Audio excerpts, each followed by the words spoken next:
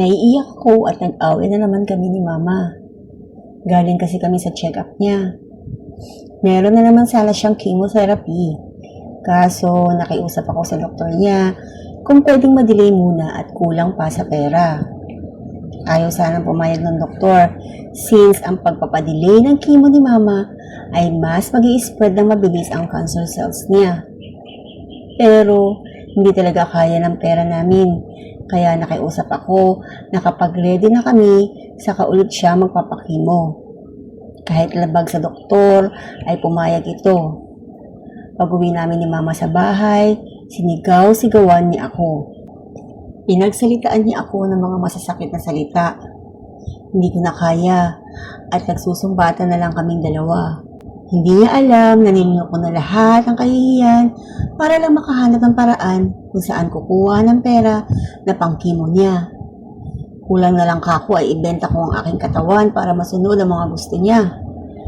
Mahirap man sa akin pero kailangan ko din naman magalit paminsan-minsan. Oo, mas masakit ang nararamdaman ni Mama. Pero hindi niya naman naiintindihan na nahihirapan na din ako. Sinabi ko kay Mama na pinadili ko lang naman kako para makahanap ng extra income para mapunan ang kulang para sa kanyang pagpapakimo. Galit na galit si Mama sa akin at lagi niya sinasabi na ako daw ang papatay sa kanya kasi ayaw ko siya ipakimo. Masakit na ganun yung iniisip ni Mama. Ginawa ko naman lahat. Sana maintindihan din niya yun.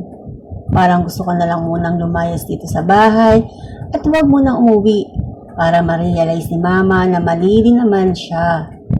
Hindi ko na alam, Lord, kung ano ang gagawin ko. Ikaw na po ang bahala. Parang gusto ko na lang mawala dito sa mundo sa sobrang bigat ang nararamdaman ko. Sana naman kasi maintindihan din ni Mama na kahit ako, nahihirapan din sa sitwasyon namin. Siguro, iiiyak ko na lang ito hanggang sa maubos na at mawala na yung sakit sa dibdib ko. Marami pong salamat sa inyong pag-intindi. May mga ma-had her chemo sa NKTI. And yes, madaming pasyente. Pero lahat naman yan ay kanilang aasikasuhin. Ang mga doktor at mga nurse ay mababait. May pila? Yes. But no matter gaano kadaming scheduled patients for the day, tatapusin nila yon. And chemo is free. Care of yan ng PhilHealth. Except kapag yung gamot na need is hindi available or need talaga bilhin sa labas.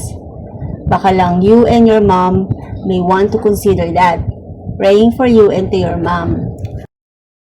Pinagdaanan ko din yung posisyon mo. Nung mami ko naman ang may cancer so many years ago. Napakahirap, totoo yan. Ipagdasal na lang natin na maunawaan ka ng mama mo na hindi madali at mura ang gastusin sa pagpapagamot ang sakit na yan. Kung ako, gusto ko din sana sa private for the convenience. Pero dahil walang pera, I choose to have it sa public. Gumaling lang si Mama. Baka pwede ka lumapit sa mga nagbibigay ng guarantee letter para makabawas sa gastusin since private yan. Nakakalungkot naman ang kwento mo. Mahirap talaga pag may sakit. Huwag mo isusuko ang buhay mo. Mahirap man yung sitwasyon mo para sa mother mo ngayon, baka meron naman kayong relatives or friends na maaaring matulungan at maintindihan ang sitwasyon ninyo at maaaring makatulong financially. Kaya mo yan. Need mong kayanin. Valid yung nararamdaman mo. Hindi ka masamang anak.